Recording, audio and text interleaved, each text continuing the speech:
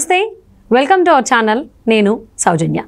ఎట్టకేలకు ఏపీలో పోలింగ్ అయిపోయింది. సో మహిళల ఓట్లు అలాగే వృద్ధుల ఓట్లు అంతా కూడా వైసీపీకి చెందాయని చెప్పి వైసీపీ నాయకులు చెబుతున్నారు. బారులు తిరిగిన వాళ్ళందరూ కూడా ఈ పింఛన్లకు సంబంధించి వాళ్ళ వైపు మొగ్గు చూపారని అంటున్నారు. మరి ఇది ఎంతవరకు వాస్తవం ఏంటి? మరి అంశానికి సంబంధించి మనతో మాట్లాడడానికి, వారి విశ్లేషణని మనతో పంచుకోవడానికి ఈరోజు మనతో పాటు ఉన్నారు senior political analyst Rajesh Epson గారు ఉన్నారు. వారితో మాట్లాడదాం. నమస్తే అండి. ఏపీలో పోలింగ్ రోజున మహిళలు వృద్ధులు కూడా పోలింగ్ బూత్స్ దగ్గర బారులు తీరారు. సో వాళ్ళందరి ఓట్లు కూడా మాకే వస్తున్నాయని చెప్పి వైసీపీ నేతలు చెబుతూ ఉన్నారు. అండ్ వాళ్ళకి పింఛన్లు సైతం కూడా కలిసి వచ్చిందని కూడా అంటున్నారు. ఇది ఎంతవరకు వాస్తవం అంటారు? అంటే ఆ మహిళల వృద్ధుల ఓట్లు ఎటువైపు పోలింగ్ అయ్యాయి అంటారు? అంటే జగన్మోహన్ రెడ్డి గారి పర్సెప్షన్ ఏంటి అంటే, మేము ప్రభుత్వ ఉద్యోగులకు జీతం ఇచ్చినా ఇవ్వకున్నా, రోడ్ల నిర్మాణం చేసినా చేయకున్నా, ఇరిగేషన్ ప్రాజెక్టులు రాజధాని నిర్మాణం చేసినా చేయకున్నా, వృద్ధులు వితంతువులు వికలాంగులకు మాత్రం ప్రతి నెల 1వ తారీఖు రోజు టెన్షన్గా వాలంటీర్ ద్వారా సంక్షేమ పథకాల లబ్ధిదారులు అంటే ఆ పెన్షన్ లబ్ధిదారులకి వారి ఇంటికే పెన్షన్ చేరుస్తున్నాం కాబట్టి ఆ సంక్షేమ పథకాల లబ్ధిదారులు మాకే ఓటేస్తారు, ఆ కేటగిరీలో ఉన్న ప్రజలు వేసే ఓట్లన్నీ మాకే పడతాయి అని చెప్పని ఒక ఆశాభావం వ్యక్తం చేస్తూ ఉన్నారు. వారి పర్సెప్షన్ తప్పట్టాల్సిన అవసరం కూడా లేదు. ఒకటైతే వాస్తవం, ప్రభుత్వం వాలంటీర్ ద్వారా ప్రతి నెల 1వ తారీఖు రోజు పెన్షన్ పంపిణీ చేస్తుంది, వాస్తవమే. దాన్ని మనం ఏం డిస్ప్యూట్ చేయవసరంలా. సేమ్ టైము ఆ పథకాల లబ్ధిదారులు కూడా ఆ గ్రాటిట్యూడ్ వ్యక్తం చేస్తారని చెప్పని ఆశాభావం వారు వ్యక్తం చేయడానికి కూడా తప్పట్టవసరంలా. కాకపోతే ఇక్కడ ఒకసారి మనం పరిశీలించి చూసుకుంటే,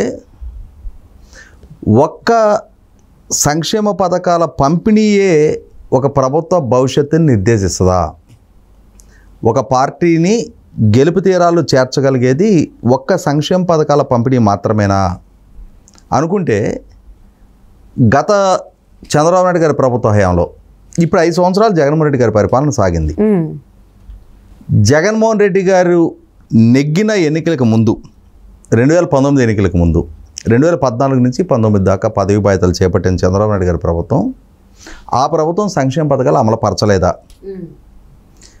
ఇన్ఫ్యాక్ట్ ఒకసారి గుర్తు చేసుకుంటే మనం, చంద్రబాబు నాయుడు గారు పదవి బాధ్యతలు చేపట్టే నాటికి వృద్ధాప్య పింఛను 200 రూపాయలు, వికలాంగుల పింఛను 500 రూపాయలు ఉండేది. దాన్ని ఆయన ఏకమొత్తంలో సింగిల్ స్ట్రోక్లో ఆయన పదవి బాధ్యతలు చేపట్టిన మొట్టమొదటి సంవత్సరమే ఆయన వాగ్దానం చేసిన విధంగా వృద్ధాప్య వితంతు పింఛన్లు 1000 రూపాయలు చేశారు, వికలాంగుల పింఛన్లు 1500 చేశారు. అంటే ఇదేమో 200ని 800 పెంచి 1000 రూపాయలు చేశారు, ఈ 500ని 1000 రూపాయలు పెంచి 1500 చేశారు. పైగా ఆయన ప్రభుత్వ హయాంలో ఒంటరి మహిళలకి కొత్తగా పెన్షన్లు ఇచ్చారు, హిజ్రాలు, థర్డ్ జెండర్ అంటారు, ట్రాన్స్జెండర్ అంటారు, వారికి ఆ కేటగిరీకి కొత్తగా పెన్షన్లు ఇచ్చారు, కిడ్నీ బాధితులకి డయాలసిస్ చేయించుకుంటున్న పేషెంట్లకు కొత్తగా పెన్షన్లు ఇచ్చారు, కల్లుగీత కార్మికులకి కొత్తగా పెన్షన్లు ఇచ్చారు, చేనేత కార్మికులకి కొత్తగా పెన్షన్లు ఇచ్చారు. అదే సందర్భంలో చర్మకారులు, డప్పు కళాకారులకి కొత్తగా పెన్షన్లు ఇచ్చారు. అంటే కేటగిరీస్ ఆఫ్ పెన్షన్స్ చాలా ఎక్కువ మందికి పెన్షన్ లబ్ధిదారులుగా ఎంపిక కాబడ్డారు ఆ ప్రభుత్వ హయాంలో. చంద్రబాబు నాయుడు గారు ప్రభుత్వ బాధ్యతలు చేపట్టే నాటికి 34 లక్షలు ఉన్న పెన్షన్లు ఆయన పాలనా హయాంలో 53 లక్షల మందికి చేరటం జరిగింది. అంటే పైగా ఆ రోజు 65 సంవత్సరాలు పెన్షన్కి యోగ్యత వయసు. ఆయన ప్రభుత్వ హయాంలోనే షెడ్యూల్ ట్రైబ్ వారికి 50 సంవత్సరాలకే పెన్షన్ ఇవ్వటం అనే వెసులుబాటు తీసుకొచ్చారు. అయినా సరే ఇంకొకటి 2019 నాటికి ఎన్నికలకు ముందు 3 నెలల ముందు, 4 నెలల ముందు, జనవరి నెలలో ఈ 1000 రూపాయల పెన్షన్ మళ్ళీ అమాంతం 2000 రూపాయలు చేసేశారు. 1500గా ఉన్న వికలాంగుల పెన్షన్ 3000 చేశారు, డప్పు కళాకారుల పెన్షన్ 1500 దాన్ని 3000 చేశారు. అంటే అన్ని రకాల పెన్షన్లు డబుల్ అయిపోయినాయి అవును చంద్రబాబు నాయుడు గారి ప్రభుత్వ హయాంలో. కానీ ప్రజా తీర్పు ఎట్లా వచ్చింది అంటే, అక్కడ ఆయన సక్సెస్ఫుల్గా పెన్షన్స్ ఇచ్చారు, ఎఫెక్టివ్గా పెన్షన్స్ ఇచ్చారు. పైగా ఆయన వాగ్దానం చెయ్యకున్నా కూడా ఆయన 1000 రూపాయలు చేస్తానని వాగ్దానం చేశారు. అయినా మళ్ళీ 2000 చేశారు. చేసినా కూడా ప్రజలు దాన్ని పరిగణలోకి తీసుకోవాలి. ఆయన ఓడించారు. ఎందుకు? మిగిలిన ఫ్యాక్టర్స్ చాలా ఆయనకి ప్రతికూలంగా పనిచేసినాయి ఆ రోజు. ఇవాళ జగన్మోహన్ రెడ్డి గారి ప్రభుత్వం ఈయన కూడా 2000 పెన్షన్ 3000 చేస్తానని వాగ్దానం చేశారు. అప్పటి వరకు అమలు జరుగుతున్న 2000 పెన్షన్ 3000 చేస్తున్నారు. 3000 చేయడానికి 5 సంవత్సరాల కాలం తీసుకున్నారు. ఇప్పుడు తిరిగి ఎన్డీఏ కూటమి, ఇటు జగన్మోహన్ రెడ్డి గారి ప్రభుత్వం, అధికారంలో ఉన్న పార్టీ, వీరి మధ్య ఎన్నికల సమరం అయిపోయింది, పూర్తయిపోయింది. జగన్మోహన్ రెడ్డి గారు ఏం వాగ్దానం చేశారు? తనకు గనక మళ్ళీ అధికారం ఇస్తే ఇప్పుడు అమలు జరుగుతున్న పంపిణీ అవుతున్న 3000 పెన్షన్ స్థానంలో 3500 ఇస్తా. ఎప్పుడు ఇస్తున్నారు ఆయన? 2024లో తనకు అధికారం కట్టబెడితే 2028 జనవరి నాటికి ఒక 250 రూపాయలు పెంచుతాను, 2029 జనవరి నాటికి ఇంకొక 250 పెంచుతా అన్నారు. అదే సందర్భంలో వికలాంగుల పెన్షన్ కూడా అదే స్థాయిలో. వేరాజ్ ఇప్పుడు కూటమి వాళ్ళు ఏమి అష్యూర్ చేశారు? మాకు అధికారం ఇస్తే ఇప్పుడు అమలు జరుగుతున్న 3000 పెన్షన్ని విత్ ఇమ్మీడియట్ ఎఫెక్ట్ మేము పదవి బాధ్యతలు చేపట్టిన నెక్స్ట్ మంత్ నుంచే 4000 ఇస్తాం. పైగా మేము మేనిఫెస్టో విడుదల చేసిన ఏప్రిల్, మే, జూన్ ఈ 3 నెలలను కూడా బ్యాక్లాగ్ మంత్స్గా లెక్కేసుకొని ఇప్పటివరకు 3000 అందుతుంది కాబట్టి ఈ 3 నెలలు కూడా ఒక్కొక్క నెలకు 1000 రూపాయలు కలుపుకొని జూన్లో పదవి బాధ్యతలు చేపడితే జూలై 1వ తారీఖున ఆ నెల ఇచ్చే 4000కి తోడు ఈ 3000 కలిపి 7000 మొట్టమొదటి నెలలో ఇస్తాం. అక్కడి నుంచి ప్రతి నెల 4000 ఇస్తామని చెప్పారు. వికలాంగులకి ఇప్పుడు అమలు జరుగుతున్న 3000 స్థానంలో 6000 చేస్తానని చెప్పారు. అంటే జగన్మోహన్ రెడ్డి గారు 2028 ఏప్రిల్కి 3250, 29 ఏప్రిల్కి 3500 ఇస్తానన్న స్థానంలో అదే వృద్ధులకి, అదే వితంతువులకి, అదే వికలాంగులకి చంద్రబాబు నాయుడు గారి ప్రభుత్వం పదవి బాధ్యతలు చేపట్టిన వెంటనే 4000, 6000 ఇస్తానని చెప్తుంటే వృద్ధులు ఎవరిని చూజ్ చేసుకోవాలనేది తెలియనంతటి అమాయకులా? కాదు. వాళ్ళకి నెక్స్ట్ మంత్ నుంచి బెనిఫిట్ వస్తుంది. పైగా గతంలో చంద్రబాబు నాయుడు గారు ముఖ్యమంత్రిగా పదవి బాధ్యతలు నిర్వహించిన సందర్భంలో ఆయన వాగ్దానం చేసిన విధంగా 200 రూపాయల పెన్షన్ని సింగిల్ స్ట్రోక్లో 1000 రూపాయలు చేసేసి చూపించారు. ఆయన 1000 రూపాయలని 2000 చేసి చూపించారు. కానీ జగన్మోహన్ రెడ్డి గారు అప్పటి వరకు ఉన్న 2000 పెన్షన్ 3000 చేయడానికి 5 సంవత్సరాల కాలం తీసుకున్నారు. ఆయన ప్రతి సంవత్సరం జూలై 8వ తారీఖు మా నాన్నగారు పుట్టినరోజు సందర్భంగా 250 పెంచుతానని చెప్పారు. 2019 మే 30 ఆయన పదవి బాధ్యతలు చేపట్టారు.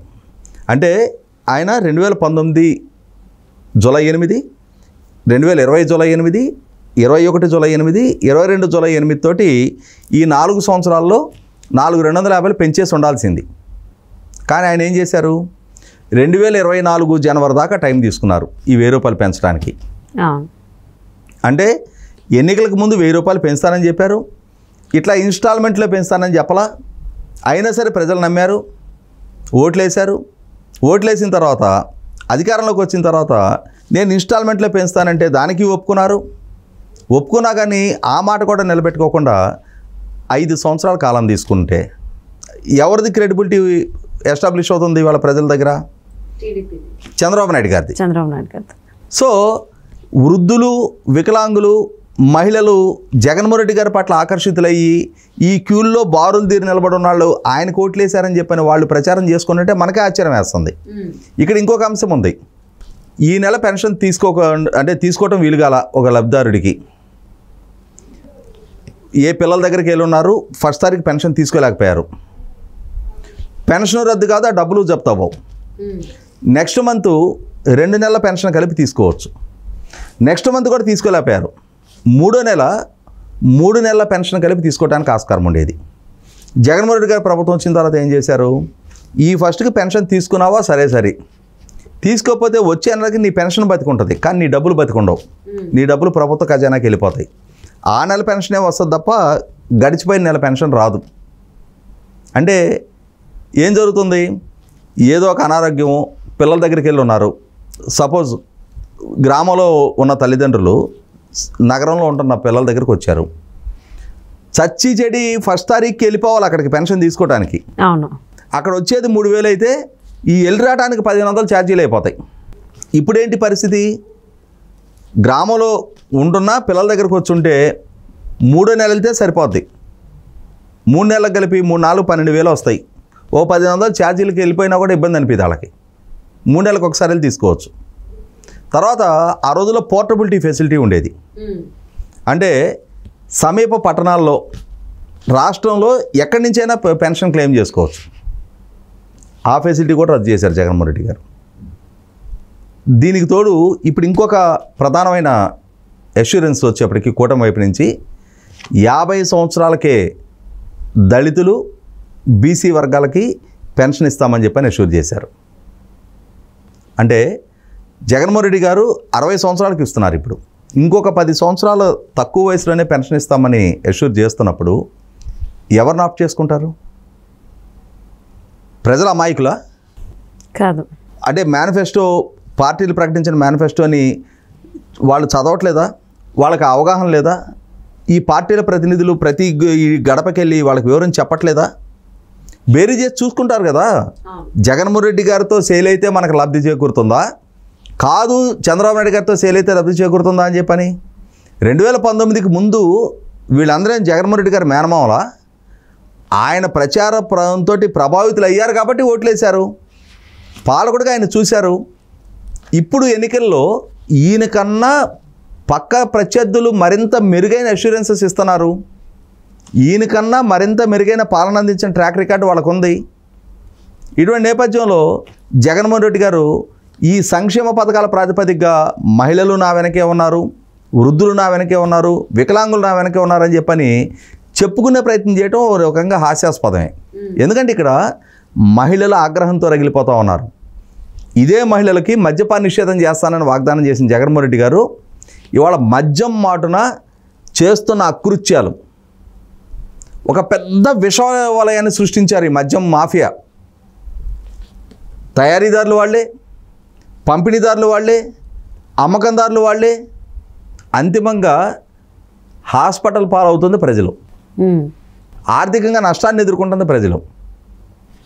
పెంచిన రేట్లు, తగ్గిన క్వాలిటీ నేపథ్యంలో కుటుంబాలు అసలు సిసలు ఆర్థిక అనారోగ్య సమస్యలతో చిన్నాభిన్నమైపోతున్నాయి ఈ రోజున. ఇటువంటి నేపథ్యంలో ఏ మహిళ కూడా జగన్మోహన్ రెడ్డి గారి ప్రభుత్వం మరొకసారి రావాలని కోరుకోవటంలా. సజ్జల రామకృష్ణారెడ్డి గారు, అంబటి రాంబాబు గారు, లేకపోతే ఇంకొకరు ఆ పార్టీ తరఫున ప్రతినిధులుగా ముందుకొచ్చి ఇవన్నీ మాకు పాజిటివ్ ట్రెండు, ఇవి 130 సీట్లు మాకు అందిపోతున్నాయి అని చెప్పని ఇట్లా ఏ రకమైన ప్రచారం చేసుకున్నా వాస్తవం చాలా భిన్నంగా ఉంది. ఇదే మహిళలు, ఇదే వృద్ధులు, ఇదే వికలాంగులు జగన్మోహన్ రెడ్డి గారి ప్రభుత్వాన్ని భూస్థాపితం చేసేసే నిర్ణయాన్ని నిన్నే ప్రకటించేశారు. అవును. సో బారులు తిరిగినటువంటి మహిళలు, వృద్ధులు కూడా మా వైపు తిరిగారని చెప్పుకోవడం వైసీపీ నాయకులు నిజంగానే మీరు అన్నట్టు హాస్యాస్పదం అండి. బట్ వాళ్ళు ఇటువైపు ఉన్నారు, ఇటువైపు మొగ్గు చూపారు, ఇటువైపు వారి ఓటు హక్కును వినియోగించుకున్నారనేది ఓపెన్ సీక్రెట్ అందరికీ తెలిసిందే. And thank you so much Rajesh గారు.